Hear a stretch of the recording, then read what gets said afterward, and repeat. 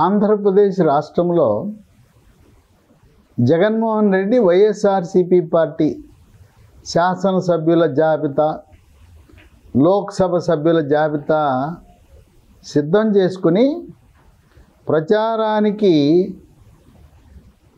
రంగం సిద్ధం చేసుకున్న తరుణంలో అందరూ ఆసక్తిగా చూస్తున్నారు. ఏంటి, వైఎస్ఆర్సీపీ వాళ్ళ అభ్యర్థులు సిద్ధమైపోయారు, తెలుగుదేశం జనసేన పార్టీ అభ్యర్థులు ఎందుకు ప్రకటించడం లేదు అంటే, జనసేన తెలుగుదేశం అభ్యర్థులను ప్రాథమికంగా కొన్ని నియోజకవర్గాల్లో మీరే పోటీ చేయబోతున్నారు, పని చేసుకోండి, తిరగండి అని చెప్పారు. అధికారిక ప్రకటన వెలువడలేదు. ఎందుకంటే భారతీయ జనతా పార్టీ త్వరలో ఢిల్లీ నుంచి అధికారిక ప్రకటన చేయబోతా ఉన్నది. తెలుగుదేశం పార్టీని ఎన్డీఏ భాగస్వామ్య పక్షముగా ఆహ్వానిస్తూ ఆంధ్రప్రదేశ్ రాష్ట్రంలో జనసేన, తెలుగుదేశం, బీజేపీ కూటమి పోటీ చేయటానికి ఒక వ్యూహ రచన సిద్ధమైంది. ఇప్పటికే జనసేన, బీజేపీ రెండు భాగస్వామ్య పక్షాలుగా ఉన్నాయి. జనసేన పార్టీ ఎన్డీఏ కూటమిలో భాగస్వామ్యంగా ఉంది. ఎందుకు ఆలస్యము, ఎందుకు ఆంధ్రప్రదేశ్ రాష్ట్రం పట్టించుకోవటం లేదంటే, అక్కడ భారతీయ జనతా పార్టీ అగ్రశ్రేణి నాయకత్వం పెద్ద ఎత్తున రాజకీయ వ్యూహాలు పన్నుతున్నారు. మొట్టమొదటి వ్యూహం కింద ఈ ఇండియా కూటమిని ముక్కలు చెక్కలు చెయ్యాలి. 28 పార్టీలని పేరుకే నామకే వాస్తే ఆ 28 పార్టీలో ఒక 18 పార్టీలకు ఒకడు ఎమ్మెల్యే లేడు, ఒక రాజ్యసభ సభ్యుడు లేడు, ఒక లోక్సభ సభ్యుడు లేడు. కనుక నామకే వాస్తే 18 పార్టీలు ఉన్నాయి. ప్రధాన పక్షాలపై గురిపెట్టి మనము దిష్టి తీయటానికి గుమ్మడికాయని ఇంటి ముందు కొడతాం. ఇంటి ముందు కొడితే ఎన్ని ముక్కలు అవుతుందో ఈ ఇండియా కూటమిని కూడా అన్ని ముక్కలు చేయాలని ఉన్నారు భారతీయ జనతా పార్టీ అగ్రశ్రేణి నాయకత్వం. అదే జరుగుతూ ఉంది. ముందు మొదలుపెట్టారు పశ్చిమ బెంగాల్తో. ఆమె దీదీ మమతా బెనర్జీ, ఆమె ప్రధానమంత్రి కావాలనే ఆలోచన ఆమెకు ఉంది. ఆమె ప్రధానమంత్రి కావాలంటే వీళ్ళు తెచ్చి రాహుల్ గాంధీ ప్రధానమంత్రి అంటున్నారు. ఇక ఆమెకి చిర్రెత్తింది. సరే, ప్రధానమంత్రి పదవి ఇవ్వకపోయారు. బెంగాల్లో 2019 ఎన్నికల్లో 22 సీట్లలో తృణమూల్ కాంగ్రెస్ గెలిచింది. బెంగాల్లో బీజేపీ లేదు అనుకుంటుంటారు తెలిసి తెలవని వాళ్ళు తెలుగు ప్రజలు. 18 లోక్సభ సీట్లలో బీజేపీ విజయం సాధించింది పశ్చిమ బెంగాల్లో. అంటే నువ్వా నేనా అనే రీతిలో పశ్చిమ బెంగాల్ ప్రజలు, బెంగాలీలందరూ కూడా కేంద్రంలో ప్రధానమంత్రిగా బీజేపీ తరపున మోదీ కావాలని కోరుకుంటున్నారు. 2 సీట్లకు పరిమితమైంది కాంగ్రెస్. మమతా బెనర్జీ, నీకు 2 గెలిచావు, 2 ఇస్తాను పో, మిగతా 40 నేనే పోటీ చేస్తాను, కమ్యూనిస్టులకి అసలు ఓటు కూడా ఇవ్వనంది. నువ్వు ఓటు కూడా గెలవలేదు, అసలు మీకు శక్తే లేదు, ఇక్కడ జెండా ఎర్ర జెండా కనపడేది లేదు ఇక్కడ అంది. ఇక దాంతో అక్కడుండేవాళ్ళు కాంగ్రెస్ వాళ్ళు, మమ్మల్ని అవమానం చేస్తావా, మా పరిస్థితి 2 సీట్ల, మాకు సగం కావాలంటే నీకు సగం లేదు, ఏమి లేదని చెప్పి ఆమె నిర్ణయం ప్రకటించేసింది. నాకు ఇండియా కూటమితో రామ్, కాంగ్రెస్ పార్టీతో మాకు సంబంధం లేదు, కమ్యూనిస్టులతో సంబంధం లేదు, మీరు ఎన్ని పోటీ చేసుకున్నా మాకు సంబంధం లేదు అని 25వ తారీఖున రాహుల్ గాంధీ న్యాయయాత్రని అక్కడికి వస్తున్నాడంటే పత్రిక వాళ్ళు అడిగితే ఏమో నాకు తెలియదు, ఆయన ఏం యాత్రలు చేసుకుంటాడో చేసుకోమను, నాకు సంబంధం లేదు, నాకు సమాచారం లేదని తప్పుకుంది. అయిపోయింది. పశ్చిమ బెంగాల్ నుంచి తృణమూల్ కాంగ్రెస్ ఇండియా కూటమి నుంచి బయటకు వస్తే పార్లమెంట్లో అతిపెద్ద 2వ ప్రతిపక్ష పార్టీ, మొదటిది కాంగ్రెస్ అయితే 2వ అతిపెద్ద ప్రతిపక్ష పార్టీ ఏదంటే తృణమూల్ కాంగ్రెస్. ఆ పార్టీ వెళ్ళినట్టే. ఇది ఇలా ఉంటే ఆమె ఇలా మాట్లాడుతుండగానే కేజ్రీవాల్ ఆమ్ ఆద్మీ పార్టీ అని చెప్పేశాడు, పంజాబ్లో మాకు 13 సీట్లు ఉన్నాయి, లోక్సభ సీట్లు 13 మేము పోటీ చేస్తాం, కాంగ్రెస్ పార్టీకి మాకు రామ్, ఢిల్లీలో 7 సీట్లు ఉన్న 7 మేమే పోటీ చేస్తాం, కనుక మా 20 సీట్లో ఏ పార్టీని వేలు పెట్టనియం, ఇండియా కూటమి లేదు, ఏం కూటమి లేదు, మాకు వద్దని వాళ్ళు తప్పుకున్నారు. ఇవన్నీ కూడా కేంద్ర బీజేపీ నాయకత్వం ఒక్కొక్కడిగా వ్యూహాలు పన్ని అపర చాణక్యుడు అమిత్ షా ఆయనే చేసేది ఇదంతా. ప్రధానమంత్రి మోదీ అభివృద్ధి కార్యక్రమాలు, దేవాలయాలు ఆయన చుట్టూ ఉంటే, హిందుత్వ ప్రచారము ప్రపంచ ఖ్యాతి పొందుతుంటే రాజకీయం అంతా చేసేది అమిత్ షా. తెలుగు రాష్ట్రాలను కూడా దత్తత తీసుకున్నాడు అమిత్ షా, కనుక ఆయనకు అన్నీ తెలుసు. 1 బెంగాల్ అయిపోయింది, 2 పంజాబ్ అయిపోయింది, 2 బయటికి వెళ్ళిపోయారు ఇండియా కూటమి నుంచి. ఇక 3వది కాస్తో కూస్తో పట్టుందంటే జనతాదళ్ నితీష్ కుమార్, ఆయన ముఖ్యమంత్రిగా ఉన్నాడు ఇప్పుడు. ఆ జనతాదళ్ ముఖ్యమంత్రి నితీష్ కుమార్ ప్రధానమంత్రి కావాలని కోరుకున్నాడు. అందుకే ఆయన రాష్ట్రాలన్నీ తిరిగి కూటమి ఏర్పాటు చేశాడు. ఆయనకి సాగు కౌరు చల్లగా చెప్పినట్టు, అయ్యా నితీష్, నువ్వు కన్వీనర్గా ఉంటావు, నువ్వు మీటింగులు పెట్టడానికి నువ్వు బాగా పనికొస్తావు కన్వీనర్గా, అంతేగాని మేము ప్రస్తుతానికి మల్లికార్జున ఖర్గేని చైర్మన్గా పెడతాం కూటమికి, ఇండియా కూటమికి, ప్రధానమంత్రిగా రాహుల్ గాంధీ అని చెప్పారు. ఇక దాంతో ఆయనకు కూడా చిరెత్తుకొచ్చింది నితీష్ కుమార్. ఆయన ఇప్పటి వరకు 8 సార్లు బీహార్ ముఖ్యమంత్రిగా పనిచేశాడు. ఆయన కూటమిని మార్చడంలో ఎక్స్పర్ట్. ఇప్పుడు 4 సార్లు బీజేపీతో కలిశాడు, 4 సార్లు బయటికి వెళ్ళాడు. ఇప్పుడు మళ్ళీ కలిస్తే 5వసారి అవుతుంది. ఇక ఆయన ఏం చెప్పాడు, అసలు ఇండియా కూటమి నాకు రామ్ మీకు మాకు సంబంధం లేదు. వీళ్ళు పత్రికలు వాళ్ళు వెళ్ళి 29 జనవరి మీ బీహార్లో రాహుల్ గాంధీ న్యాయయాత్ర చేస్తా అంటే ఏం యాత్రలు చేసుకుంటాడు, చేసుకోమని నాకు తెలవదు, నాకు సంబంధం లేదు అని ఆయన జేడీయూ ఇప్పుడు ప్రస్తుతం బీజేపీ పార్టీతో మంతనాలు సాగిస్తూ ఎన్డీఏ కూటమిలో చేరుతున్నాడు. ప్రస్తుతం బీహార్లో 40 సీట్లు ఉంటే 17 లోక్సభ సీట్లు బీజేపీ, 17 జేడీయూ పోటీ చేస్తే ఒక్క దాంట్లో ఓడిపోయారు, 16 గెలిచారు. ఒక 6 ఎల్జేపీ అనే పార్టీ, లోక్జన్ పార్టీలో 6 గెలిచారు. అంటే 40 సీట్లను కైవసం చేసుకోవాలనే వ్యూహంతో జనతాదళ్ ముఖ్యమంత్రి నితీష్ కుమార్ని బీజేపీ ఆహ్వానించింది. ఇప్పుడు నితీష్ కుమార్ ముఖ్యమంత్రి పదవికి రాజీనామా చేసి బీజేపీ సహకారంతో 2 వ్యూహాలు ఉన్నాయి. ఒకటి, బీజేపీ మద్దతుతో మళ్ళీ ముఖ్యమంత్రిగా పదవిలో కూర్చుని శాసనసభను రద్దు చేయటం. ఇంకో సంవత్సరం ఉంది శాసనసభ పదవీ కాలం, ఫిబ్రవరి 25 వరకు ఉంది. ఇప్పుడే సభను రద్దు చేసి ఈ పార్లమెంట్ ఎన్నికలతో పాటు శాసనసభ ఎన్నికలు కూడా జరుపుదామని ఉంది. కేంద్ర ప్రభుత్వం కూడా దానికి అనుకూలంగా ఉంది. ఎందుకంటే ఎన్నికలన్నీ శాసనసభ లోక్సభ ఒకేసారి జరపాలనే సంకల్పంతో ఉన్న కేంద్ర ప్రభుత్వం ఇప్పుడే బీహార్ శాసనసభ లోక్సభ ఎన్నికలు కూడా జరిగితే బాగుంటుంది అనే వ్యూహంతో బీహార్ అసెంబ్లీ రద్దు చేసి నితీష్ కుమార్ని, ఇప్పుడు ప్రస్తుతం ముఖ్యమంత్రిగా ఉన్నాడు, ఆయన గౌరవించడానికి కేంద్ర క్యాబినెట్లో తీసుకుందామనే ఆలోచనలో ఉన్నారు. ఆ విధంగా బీహార్ అయిపోయింది.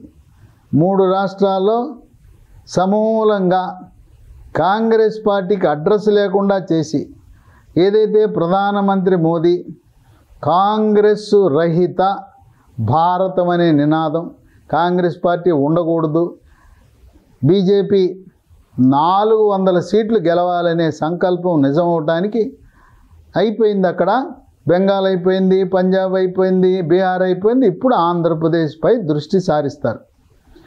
ఆంధ్రప్రదేశ్లో బీజేపీ ఒంటరిగా పోటీ చేస్తే 1 ఎమ్మెల్యే 1 ఎంపీ కూడా గెలవదు, 0. కానీ తెలుగుదేశం జనసేనతో పోటీ చేస్తే వీళ్ళు సీట్లు గెలుస్తారు. మనం తమలపాకు మొక్క ఉంటుంది కదా, తమలపాకు ఎప్పుడు కూడా అవిసి చెట్టు పక్కన పెడితే అవిసి చెట్టు చుట్టూ చుట్టుకుని నాణ్యమైన తమలపాకులు వస్తాయి. తమలపాకులు నేల మీద పాకితే మనం తినడానికి పనికిరావు, మట్టే ఉంటుంది. ఆ రకంగా జనసేన తెలుగుదేశం పార్టీ లాంటి అవిసె మొక్క చుట్టూ చుట్టుకునే విధంగా మనం కలిసి పొత్తులో భాగస్వామిగా పోటీ చేసి కొన్ని సీట్లు గెలిచి ఏ విధంగా 2014లో అప్పుడు 4 లోక్సభ సీట్లు ఇచ్చారు బీజేపీకి, శాసనసభ సీట్లు 13 ఇచ్చారు. ముందు 13 ఇచ్చేసి మళ్ళీ 4 వెనక్కి తీసుకున్నారు. ఎవరు? తెలుగుదేశం పార్టీ వాళ్ళు. 9 అసెంబ్లీ సీట్లలో బీజేపీ ఆంధ్రప్రదేశ్లో పోటీ చేసింది. ఆ విధంగా ఎంతో కొంత పార్టీని బలోపేతం కావాలంటే ముందు ప్రవేశం ఉండాలి. అన్ని రాష్ట్రాలు ఇప్పటికే కేరళ రాష్ట్రంలో ప్రవేశం లేదు, 0. ఆంధ్రప్రదేశ్లో 0. పార్టీ బలోపేతం కావాలంటే ఉనికి ఉండాలి. అదేవిధంగా రాష్ట్ర పార్టీలో ఉండే పెద్దలు, నాయకులు, ముఖ్య నాయకులందరూ ఏకాభిప్రాయం కింద పొత్తు ఉంటే మనకు ఉపయోగము, పొత్తు లేకపోతే మనం 0 కొడతాం, డిపాజిట్లు కోల్పోతాం, అవమానం పాలవుతామనే భావాన్ని వ్యక్తపరిచారు. త్వరలో డిసెంబర్ 31న లోక్సభ సమావేశాలు ప్రారంభమవుతాయి. 9 ఫిబ్రవరిన సభ రద్దవుతుంది. 10 ఫిబ్రవరికి ఎలక్షన్ నోటిఫికేషన్ వచ్చే అవకాశం ఉంది. మార్చి 10-15 మధ్యలో ఆంధ్రప్రదేశ్ రాష్ట్రంలో శాసనసభ, లోక్సభ ఎన్నికలు కూడా జరిగే అవకాశం ఉంది. ఆంధ్రప్రదేశ్తో పాటు తెలంగాణలో ఉండే ఓటర్లు ఆంధ్రప్రదేశ్లో కూడా 2 చోట్ల ఓట్లు ఉన్నాయనే అభియోగం ఉన్న దృష్ట్యా ఆంధ్రప్రదేశ్లో తెలంగాణలో ఒకే రోజు ఎన్నికలు నిర్వహించే ఆలోచనలో కేంద్ర ఎన్నికల సంఘం ఉన్నది. ఇక ఆంధ్రప్రదేశ్ నుంచి అభ్యర్థుల జాబితా కూడా సిద్ధమైపోయింది. ఇప్పటికే నాయకులు దరఖాస్తులు ఇచ్చారు. రాష్ట్ర పార్టీ అధ్యక్షురాలు పురంధరేశ్వరి ఆశావహుల దగ్గర దరఖాస్తులు, వాళ్ళ అభ్యర్థులను తీసుకుని ఒక అంచనాకు రావటం జరిగింది. అభ్యర్థులు కొంతమంది ఆశావహులు సిద్ధమవుతున్నారు. 2014లో పొత్తులో భాగంగా 4 లోక్సభ సీట్లలో పోటీ చేశారు. విశాఖలో, నర్సాపురంలో 2 చోట్ల విజయం సాధించింది. విశాఖలో హరిబాబు గెలిచాడు. ప్రస్తుత గవర్నర్, ఆయన గవర్నర్గా నియమించడం జరిగింది. రెండవది నర్సాపురంలో గంగరాజు విజయం సాధించడం జరిగింది. 4 లోక్సభ సీట్లలో 2 బీజేపీ విజయం సాధించింది. ఓడిపోయిన సీట్లు రాజంపేట, తిరుపతి. అప్పుడు హరిబాబుని మంత్రివర్గంలో స్థానం కల్పించాలని ఆయన సిద్ధమై ఢిల్లీకి కూడా రమ్మన్నారు. ఆఖరి నిమిషంలో హరిబాబుకి కేంద్ర క్యాబినెట్లో అవకాశము కల్పించలేకపోయారు. ఇప్పుడు ఈ 4 సీట్ల ఆశావహులు నిలబడే అభ్యర్థులు ఎవరంటే ఊహాగానాలు. 1 విశాఖ పురంధరేశ్వరి, రాష్ట్ర బీజేపీ అధ్యక్షురాలు. ఆమె గెలిచిన తర్వాత ప్రధానమంత్రి 3వసారి క్యాబినెట్లో కేంద్ర మంత్రిగా ఆమెకు అవకాశము లభించబోతున్నది.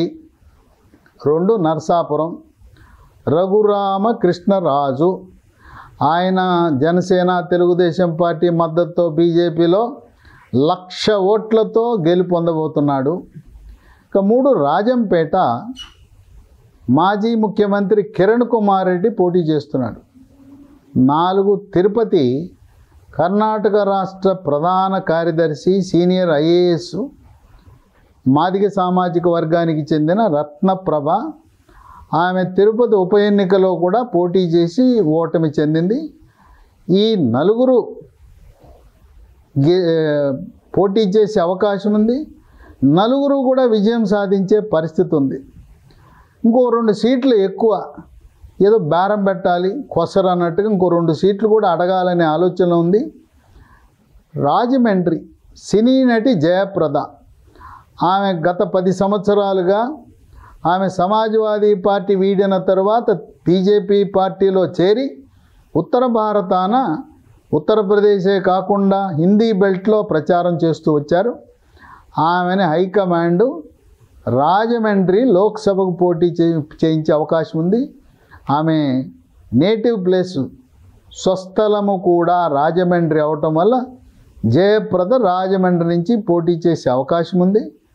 అలాగే ఏలూరు నుంచి సుజనా చౌదరి, రాజమండ్రిలో జయప్రదకి సీట్ ఇస్తే ఆమె గెలుస్తుంది. ఏలూరులో సుజనా చౌదరి కూడా సునాయాసంగా గెలుస్తుంది. 4 ఇస్తే 4 గెలుస్తారు, 6 ఇస్తే 6 గెలుస్తారు. గతంలో లాగా కేంద్ర మంత్రివర్గంలో తెలుగుదేశం జనసేన ప్రతినిధిగా ఒకరు, అలాగే బీజేపీ నుంచి ఒకరు. అశోక్ గజపతిరాజు విజయనగరం పార్లమెంట్ నుంచి గెలిస్తే మళ్ళీ అశోక్ గజపతిరాజు కేంద్ర మంత్రివర్గంలో స్థానం పొందే అవకాశం ఉంది.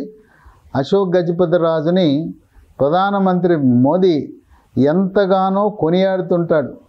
అశోక్ గజపతిరాజు యొక్క నీతి, నిజాయితీ, నిబద్ధతను కేంద్ర ప్రభుత్వం గుర్తించి ప్రధానమంత్రి ఆయన ఎంతగానో పొగుడుతూ ఉంటారు.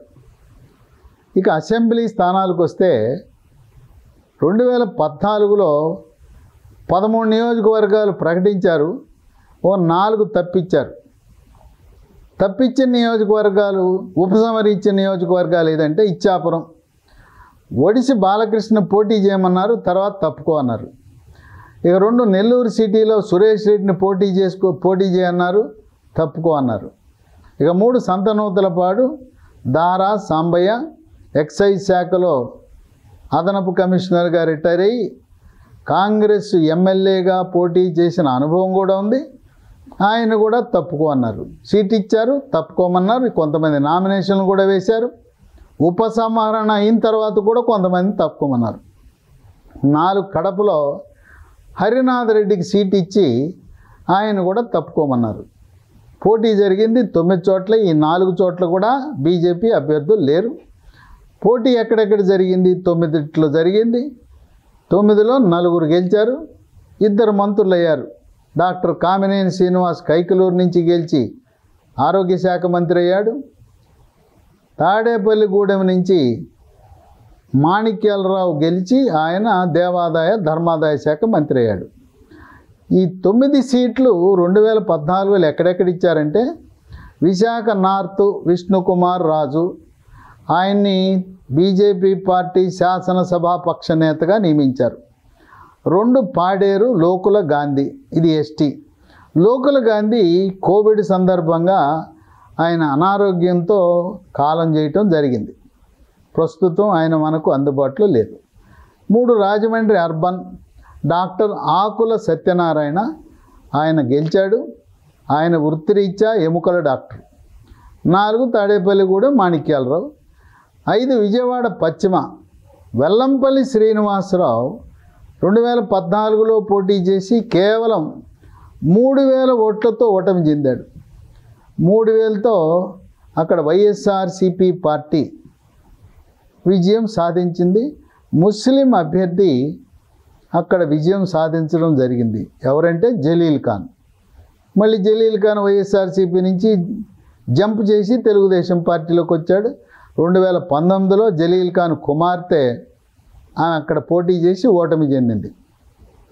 2014లో ఓటమి చెందిన వెల్లంపల్లి శ్రీనివాస్ 16లో బీజేపీ నుంచి వైఎస్ఆర్సీపీలో చేరి 19లో గెలిచి, అప్పుడు గెలిచిన తర్వాత దేవాదాయ శాఖ మంత్రిగా ఆయన 2 ఏళ్ళు బాధ్యతలు నిర్వహించాడు. ఇక కైకలూరు కామినేని శ్రీనివాస్ ఇప్పుడు మళ్ళీ ఆయన రంగం సిద్ధం చేసుకున్నాడు బీజేపీ తరఫున పోటీ చేయడానికి. 7 నరసరావుపేటలో అప్పుడు నల్లబోతు వెంకట్రావు పోటీ చేశాడు. 8 మదనపల్లి, చల్లపల్లి నరసింహారెడ్డి. 9 కోడుమూరు, మాదారపు రేణుకమ్మ. ఈ 9 మంది ప్రస్తుత అభ్యర్థులు కాదు. నేను 2014లో పోటీ చేసిన అభ్యర్థుల గురించి చెప్పాను. ఇక ఇప్పుడు ఆశావహులు. ఇప్పుడు ఏంటంటే బలమున్న నాయకులు ఉన్న చోట సీట్లు అడగబోతా ఉన్నారు. అప్పుడు ఇచ్చిన 9 కానీ అప్పుడు ఇచ్చిన 13 పట్టించుకోకుండా ఎక్కడెక్కడ బలమైన నాయకులు గెలుపు అవకాశాలు ఉన్నాయి ఇప్పుడు 9 నియోజకవర్గాలని అడగాలనుకుంటున్నారు. ఒకటి ఇప్పుడు పోటీలో అడగాలనుకునే సీట్లు జనసేన, తెలుగుదేశం పార్టీ, బీజేపీకి ఇవ్వవలసిన సీట్లు విశాఖ నార్త్లో విష్ణుకుమార్ రాజు ఓసారి గెలిచాడు, మళ్ళీ 2019లో ఓడిపోయాడు, ఇప్పుడు రంగం సిద్ధం చేసుకున్నాడు. విశాఖ సౌత్ నుంచి మాజీ ఎమ్మెల్సీ పివిఎన్ మాధవ్, ఆయన బీసీ సామాజిక వర్గం. ఇక 3 కైకలూరు కామినేని శ్రీనివాస్ కమ్మ సామాజిక వర్గం. 4 నరసరావుపేటలో ఈసారి తులసి సీట్స్ అధినేత రామచంద్ర ప్రభు, ఆయన కాపు సామాజిక వర్గం. ఆయన గతంలో పిఆర్పి పార్టీ తరఫున పోటీ చేశాడు, ఆయన్ని పరిశీలిస్తున్నారు. ఇక 5 జమ్మలమడుగు మాజీ మంత్రి ఆదినారాయణ రెడ్డి, ఈయన కూడా గెలుస్తాడు. ఈసారి గెలిస్తే గతంలో లాగా బీజేపీ పార్టీ తరఫున ఒక కేంద్ర మంత్రి, ఆమె పురంధరేశ్వరి, 2 రాష్ట్ర క్యాబినెట్లో బీజేపీ తరఫున 2 మంత్రులు ఉంటారు. ఒక మంత్రిగా డాక్టర్ కామినేని శ్రీనివాస్, మళ్ళీ ఆయన్ని చంద్రబాబు నాయుడు వైద్య ఆరోగ్య శాఖే కేటాయిస్తాడు, ఎందుకంటే ఈయన డాక్టరు, చాలా బాగా పనిచేశాడు. మళ్ళీ శ్రీనివాసనే వైద్య ఆరోగ్య శాఖ కేటాయించి ఆ శాఖకి ఇచ్చే అవకాశాలు ఉన్నాయి. ఇక 2 ఆదినారాయణ రెడ్డిని కూడా 2వ క్యాబినెట్, ఎందుకంటే అదేమో కోస్తాంధ్ర, ఇది రాయలసీమ, 2 ప్రాంతాలకు ప్రాతినిధ్యం ఉండాలి కనుక ఆదినారాయణ రెడ్డి మంత్రిగా పనిచేసిన అనుభవం, సీనియరు కనుక రాయలసీమలో విశేష కృషి చేసిన వ్యక్తి. క్యాబినెట్లో బీజేపీ తరఫున చంద్రబాబు నాయుడు క్యాబినెట్లో కామినేని శ్రీనివాస్ డాక్టరు, ఆదినారాయణ రెడ్డి 2 స్థానం పొందే అవకాశం ఉంది. ఇక 6 ధర్మవరం నుంచి మాజీ ఎమ్మెల్యే వరదాపురం సూరి కమ్మ సామాజిక వర్గం. 7 శ్రీకాళహస్తి కోల ఆనంద్ బలిజ సామాజిక వర్గానికి చెందినవాడు. 8 సత్యవేడు డాక్టర్ శ్రీహరి, ఈయన చాలా ప్రముఖ డాక్టరు, జాతీయ ఇండియన్ మెడికల్ అసోసియేషన్ జాతీయ వైద్య సంఘాల ఉపాధ్యక్షుడిగా పనిచేశాడు. రాష్ట్ర అధ్యక్షుడిగా చేసిన తర్వాత జాతీయ ఉపాధ్యక్షుడిగా చేసి మాల సామాజిక వర్గానికి చెందినవాడు. ఆయన సత్యవేడులో పోటీ చేయాలనే ఆలోచనలో ఉన్నాడు.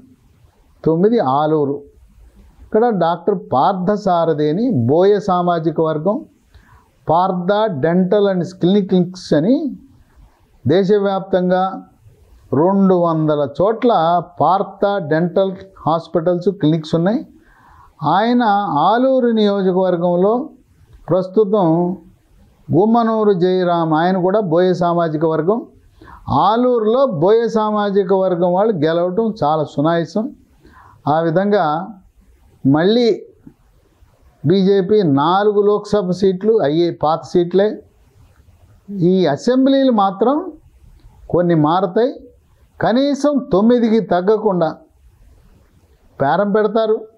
మాకు 6 లోక్సభ సీట్లు ఇవ్వండి, గతంలో 13 అసెంబ్లీ సీట్లు ఇవ్వండి అని అంటే దానికి ఏంటంటారంటే తెలుగుదేశం వాళ్ళు, అప్పుడు జనసేన పోటీలో లేదండి, జనసేన పోటీలో లేదు కనుక మీకు అప్పుడు 4, 13 అన్నాం, ఇప్పుడు జనసేనకు కూడా ఇవ్వాలి కనుక మీరు తగ్గించుకోండి అంటే దానికి సమాధానం బీజేపీ ఏమంటుందంటే మేము బలం పెంచుకున్నాం, మాకు నాయకులు ఎక్కువగా ఉన్నారు, ఇతర పార్టీల నుంచి, కాంగ్రెస్ పార్టీ నుంచి, తెలుగుదేశం పార్టీ నుంచి, ఇతర పార్టీల నుంచి వచ్చి మా దాంట్లో చేరారు, మా బలం పెరిగింది, మోదీ గారిని చూసి తెలుగు ప్రజలు చాలామంది ఓట్లు వేయాలనుకుంటున్నారు, అందువల్ల మాకు సీట్ల సంఖ్య కోసం ఎప్పుడు బేరం జరుగుతుంటుంది. కానీ గతంలో లాగా 4 లోక్సభ సీట్లు 9 శాసనసభ సీట్లతో త్వరలో అధికారికంగా ఢిల్లీ నుంచి జాతీయ నాయకత్వం చంద్రబాబు నాయుడిని ఎన్డీఏలోకి ఆహ్వానిస్తుందనే ఊహాగానాలు విస్తృతంగా ఉన్నాయి. ఒక్కొక్క రాష్ట్రాన్ని రాజకీయ పరిణామాలను వ్యూహరచన చేస్తూ భారతీయ జనతా పార్టీ ప్రధానమంత్రిగా 3వసారి మోడీ ఆయన గద్దెని అలంకరించడం అనేది తథ్యం. కాకపోతే లక్ష్యం 400 లోక్సభ సీట్లు దాటాలి. రాజ్యసభలో ఎవరిపై ప్రాంతీయ పార్టీలతో ఆధారపడకుండా అన్ని బిల్లులు సొంతంగా బీజేపీనే ఎన్డీఏ కూటమితో ఆమోదింపబడాలనే లక్ష్యంతో ముందుకు సాగుతున్న తరుణంలో ఆంధ్రప్రదేశ్ రాష్ట్రంలో జనవరి నెలాఖరు లోపల కానీ ఫిబ్రవరి 10 లోపల కానీ పొత్తు ప్రకటన రావటం తథ్యమని విశ్లేషకులు భావిస్తున్నారు.